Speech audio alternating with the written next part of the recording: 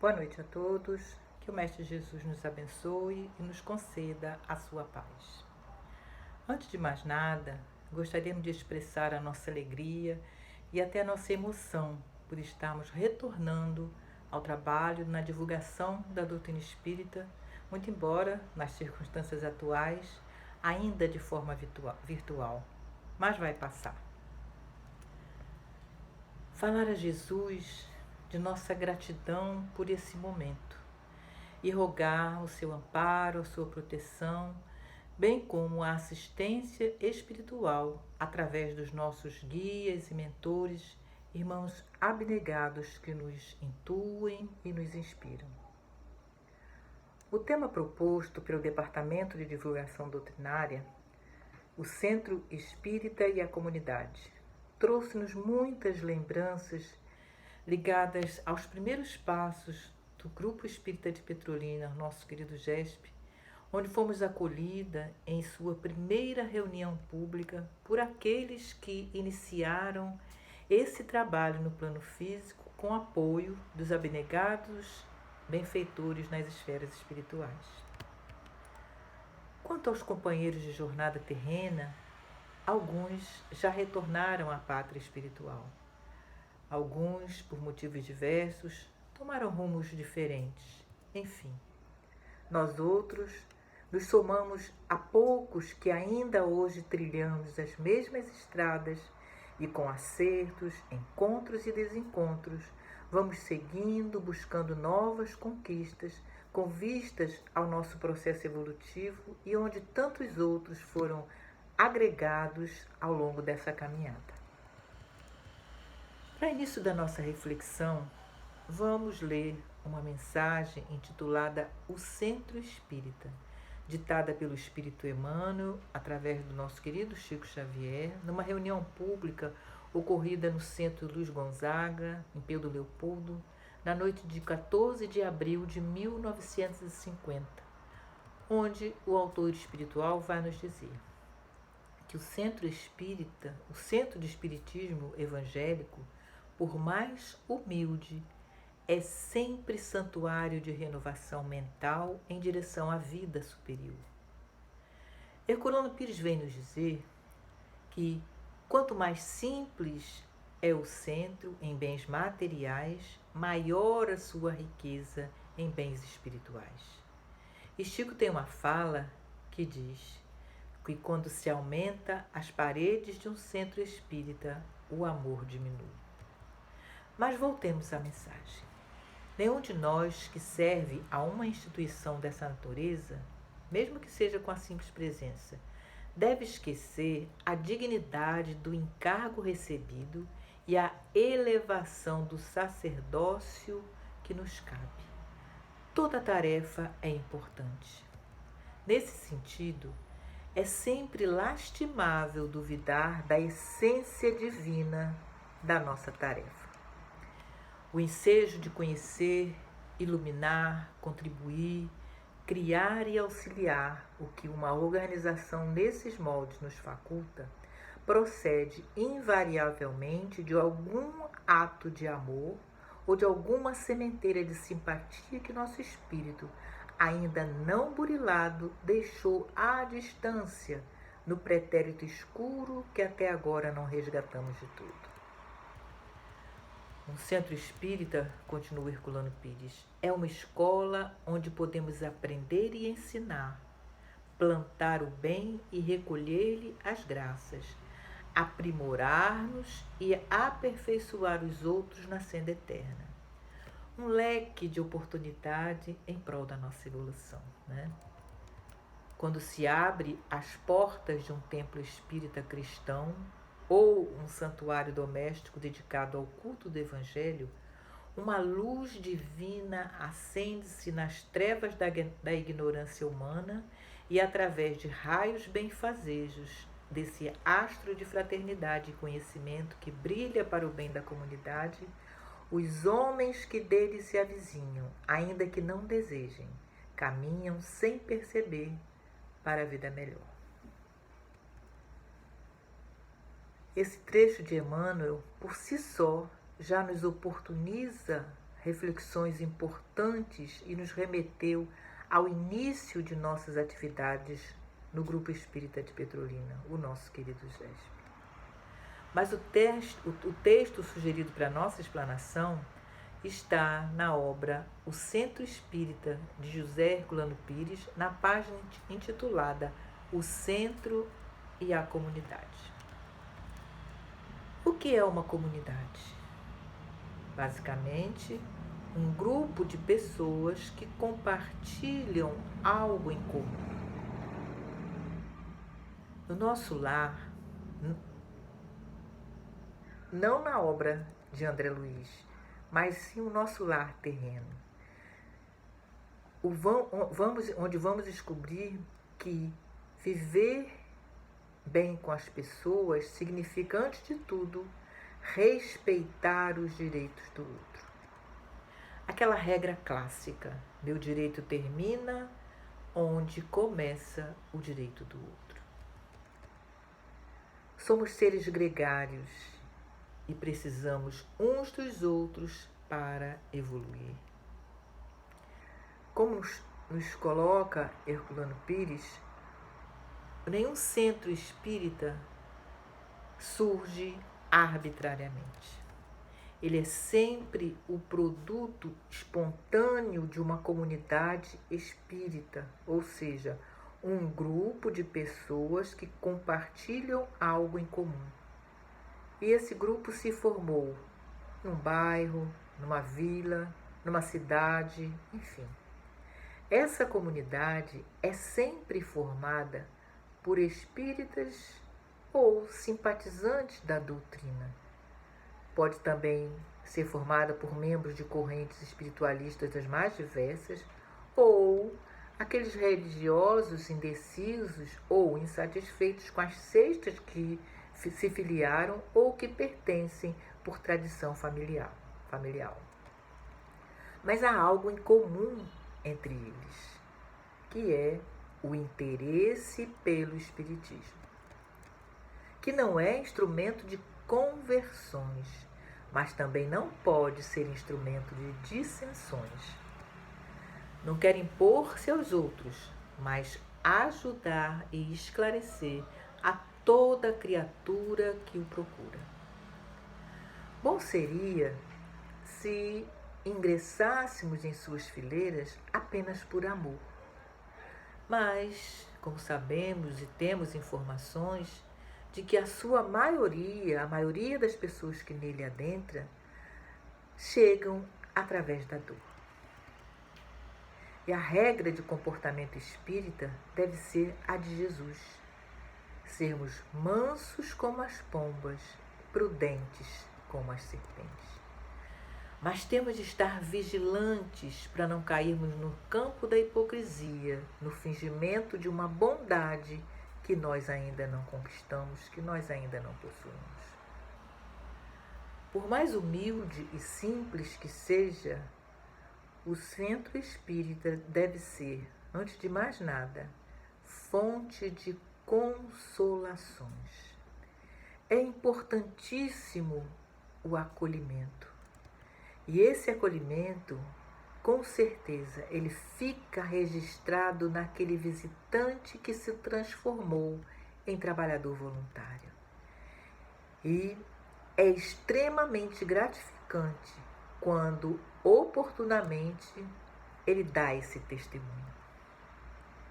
O Centro Espírita é também um posto de orientação para aqueles que se desviam, para aqueles que se encontram desesperançados. Então, é um canal aberto da caridade e do amor, através das mãos estendidas na bênção do passe.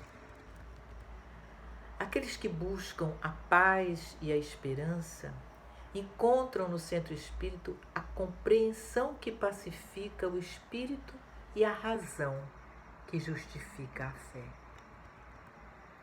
Assim sendo, sua posição na comunidade é de um coração aberto a todos e de uma consciência lúcida a orientar a todos numa permanente doação dos ensinos de Jesus e dos socorros gratuitos. Dissemos há pouco, há algo em comum entre aqueles que formam uma comunidade. E esse interesse decorre para alguns irmãos que o procuram através da dor, muitas vezes gerada pela ocorrência de fatos mediúnicos na família ou no seio em que ele está inserido. É quando como enfatiza Herculano Pires, os seus dirigentes enfrentam dificuldades juntamente com os seus auxiliares, enfrentam os seus fundadores problemas e dificuldades, onde então se faz necessário que tenha alguém, uma pessoa com conhecimento doutrinário e experiência na prática mediúnica, para que essa instituição nascente não venha fracassar. O conhecimento dos problemas mediúnicos exige estudo incessante das obras basilares da doutrina. Sem o estudo constante da doutrina, não se faz espiritismo. Cria-se apenas uma rotina de trabalhos práticos que dão a ilusão de eficiência. Herculano Pires aponta no texto algumas observações extremamente relevantes. Ele fala a respeito da importância e da necessidade do estudo e da pesquisa, porque muita coisa ainda existe para se conseguir, para se estudar, para ser revelada. Isso vai ser fruto das nossas pesquisas, daqueles que hoje continuam, aqueles que estão nas fileiras dos estudos da doutrina espírita. Herculano Pires ainda fala da importância de se observar constantemente todos os fatos que acontecem na casa espírita, a análise das mensagens recebidas, a observação dos médiuns, a exigência da educação mediúnica, com advertências constantes para que o médium aprenda a se controlar, não se deixando levar pelos impulsos recebidos das entidades comunicantes. Mas antes de tudo e acima de tudo, humildade. Porque espiritismo sem humildade é como se é uma água poluída, é uma água escura, suja, cheia de germes da pretensão, da vaidade, do orgulho, de dificuldades, de vicissitudes que vão atrair espíritos menos felizes. Como sabemos, tudo é sintonia, tudo é a frequência em que nós estamos vibrando. Um presidente de centro não é presidente da República e um doutrinador não é um sábio. Pelo contrário, são criaturas necessitadas que estão aprendendo a arte difícil de servir e não de baixar decretos, dar ordem, humilhar os outros, é o que enfatiza Herculano Pires. Sem humildade, que gera e sustenta o amor ao próximo, nenhum estudo pode dar frutos. Por outro lado, sem estudo, os frutos da humildade não produzem amor, mas fingimento e hipocrisia. Estaremos agindo como os fariseus do início dos tempos. O espiritismo é natural e exige naturalidade dos que pretendem vivê-lo no dia a dia em relação natural e simples com o próximo. Há uma série na Netflix, Maria de Magdala, que nos mostra a total singeleza, simplicidade e humildade do Mestre Jesus, que escolhemos como modelo e guia. São passagens belíssimas que nos faz compreender essa naturalidade do espiritismo de que fala Herculano Pires. O que o espiritismo objetiva é a transformação interior das criaturas, para que se tornem mais esclarecidas e, com isso, dotadas de mente mais arejada e coração mais puro. No Centro Espírita, devemos manter a mais plena naturalidade de comportamento dentro das normas naturais do respeito uns com os outros. Aquelas modificações exteriores que muitas vezes a gente enfatiza, a gente deixa em evidência, não exerce nenhuma influência em nosso interior. O contrário é que vale. Aquela criatura que exercitar na prática das boas ações, da verdade, da sinceridade, modificará sem perceber o seu comportamento. E é muito interessante isso que nós estamos colocando, porque à medida que a gente vai estudando o Evangelho do Mestre, afinal de contas, a doutrina espírita é o Evangelho redivivo do Mestre Jesus. E à medida que a gente vai internalizando esses conhecimentos, é como Herculano Pires coloca, quando a gente vai exercitando, praticando essas lições, isso passa a ser um comportamento natural. E a gente, quando se dá conta, a gente já melhorou um pouquinho, já não age com determinadas atitudes, já não toma determinadas atitudes. E também há aqueles trabalhos desenvolvidos pelo Departamento de Promoção Social que nos possibilita essa vivência. É numa caravana da solidariedade, é numa distribuição de farnel, é numa distribuição de alimento com os mais necessitados que a gente vai exercitando, vai praticando aquela simplicidade, aquela sinceridade do Mestre Jesus. E a gente, cada vez que participa de um trabalho desse, a gente volta, ao retornar para casa, a gente volta com uma muito reflexiva, como a gente costuma comentar. É uma criatura, é um irmão que fez uma colocação, que disse uma fala que impressiona, que marca a nossa alma.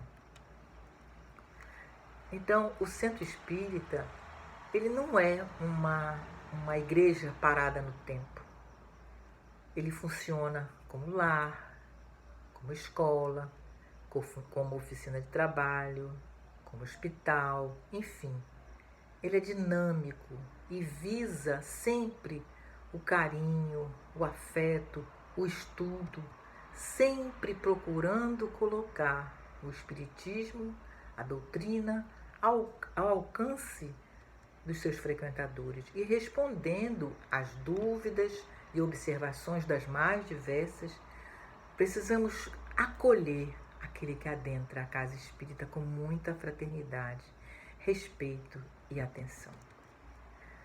A gente podemos estar diante de uma pessoa enferma, um curioso, um adversário da doutrina, alguém que está despertando para a realidade do espírito imortal, enfim. Então, essa pessoa, essa criatura, esse irmão, ele precisa ter esse acolhimento, ele precisa sentir que ele foi acolhido na comunidade. E tudo isso tendo por base a codificação kardeciana e os ensinos de Jesus. Então, cabe a cada um de nós, trabalhador espírita, então, o quê? Cuidar da nossa educação espiritual para que a gente possa ter o que oferecer ao irmão que nos procura, que adentra a casa espírita. Mas a todo frequentador deve ser mostrada a diferença entre ele e um trabalhador, uma vez que sentar, ouvir a palestra, depois tomar o passe, mas sem ter nenhum vínculo de responsabilidade, não vai caracterizá-lo como trabalhador sincero da casa espírita, uma vez que esse trabalhador é aquele irmão que dedica seu tempo voluntariamente para a causa que está abraçando. Então é muito é muito gratificante quando você acolhe e aquela pessoa, como a gente falou há pouco, aquele irmão, se transformou num trabalhador da casa espírita, da casa, da causa, né? Então é muito gratificante isso. Então, as reflexões sobre a importância do centro espírita para a comunidade na qual ela se insere apontam para 5 principais vertentes, como nós referimos há pouco. É um lar, é templo, oficina, hospital e escola. Como templo, a casa espírita tem a primordial finalidade de abrigar e reunir aqueles que tencionam conectar-se com o superior por meio da oração. Esse valiosíssimo instrumento de comunicação com Deus, nosso Pai. A prece proporciona a nossa melhoria e oferece àquele que ora pensar em Deus, aproximar-se dele, pôr-se em comunicação com ele. A gente precisa criar esse elo de ligação com Deus. A gente precisa ter intimidade com Deus. A gente precisa criar essa ligação com os nossos benfeitores espirituais, com os nossos amigos espirituais, que estarão sempre apostos a nos atender, a nos auxiliar. Como lar, o centro espírita deve receber seus frequentadores e colaboradores da mesma forma que o lar acolhe a família. É a oportunidade da congregação para o fortalecimento dos laços de amor. Nem sempre, é bem verdade, nem sempre encontraremos facilidades, porque o reencontro se dá, algumas vezes, entre adversários do passado. Mas é nesse lar que precisamos nos esforçar para a formação da família espiritual que um dia seremos. No lar, a gente sabe, a gente tem afetos, muitas vezes, mas também tem desafetos que se reencontram para uma harmonização, para um resgate de vidas passadas, enfim, com equívocos cometidos com aquele irmão em outras oportunidades, em outras eras. Então, é um momento oportuno de estreitarmos os nossos laços de afeto, para um dia podermos, então, pertencermos e estarmos inseridos nessa grande família espiritual. Como oficina, a Casa Espírita oferece oportunidade de trabalho e, em consequência do trabalho, nós vamos adquirindo a capacitação técnicas e humanas. O que eu quero dizer com isso? Estaremos nos qualificando nessa relação, nesse relacionamento uns com os outros, com base nos ensinamentos de Jesus. Estaremos exercitando a fraternidade, a humildade, o amor incondicional. Estaremos aparando as arestas das nossas diferenças vividas em épocas transatas.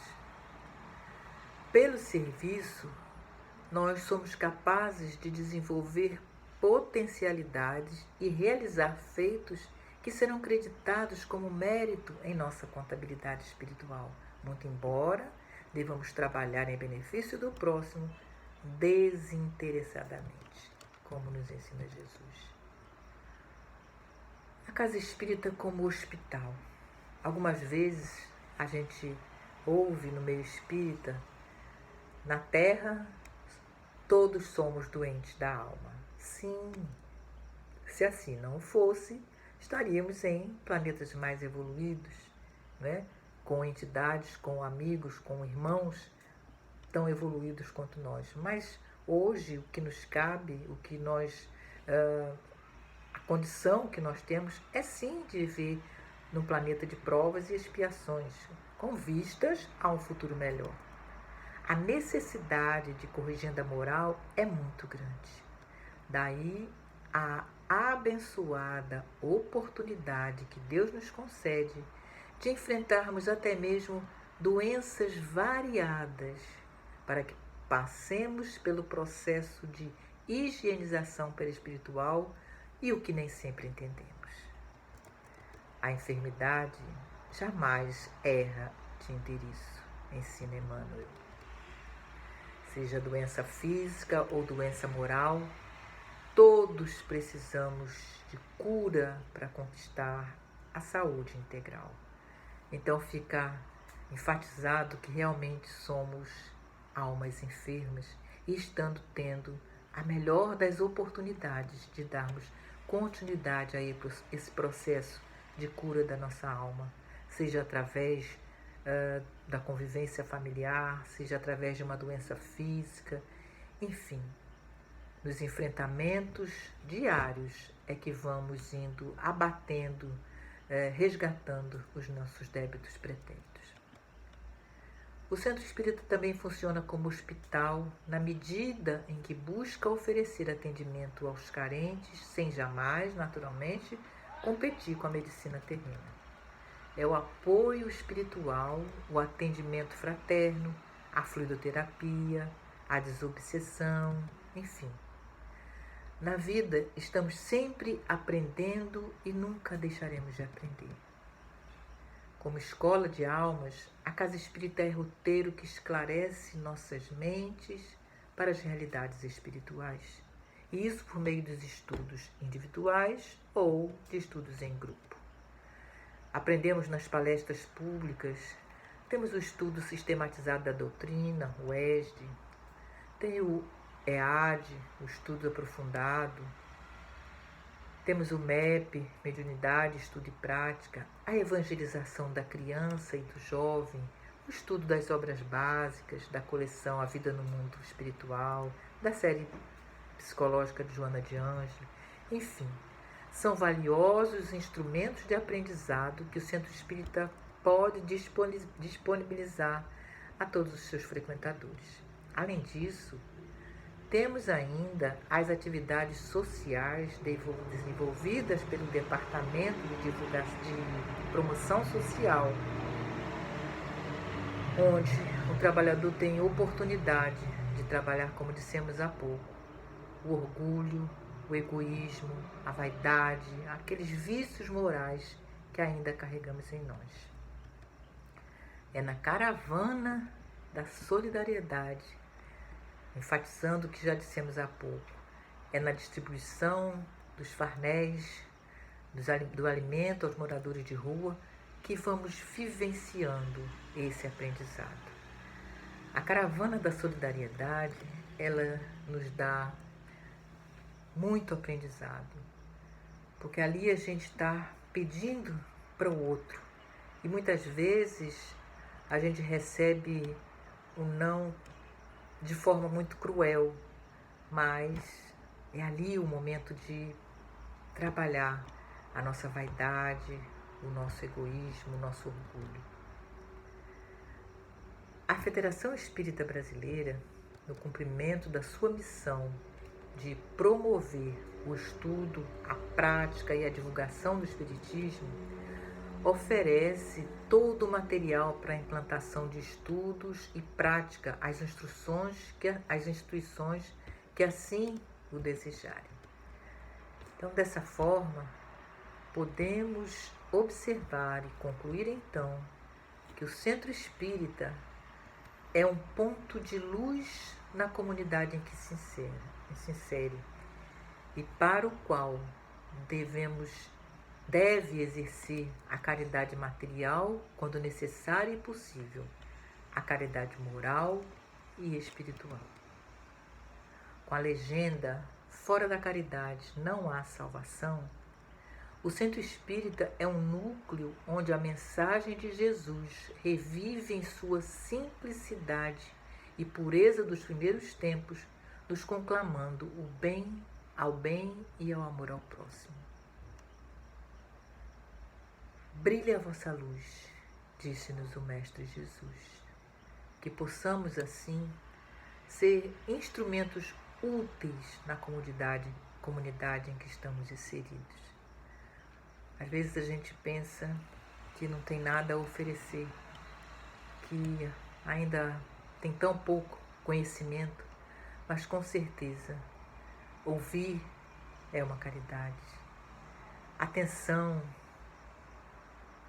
afeto, tudo isso é forma de caridade, isso é trabalho, é o que Jesus fazia. Naquela série que eu comentei há pouco, Maria Madalena, a gente aprende tanta coisa ali, a gente revive, acaba se inserindo no contexto do filme, a gente volta àquela época e quem sabe não somos um daqueles, né? E a simplicidade de Jesus, o amor que ele dedica às pessoas. Então, são lições, são aprendizados que, já que elegemos Jesus como nosso guia e modelo, é com ele que devemos aprender.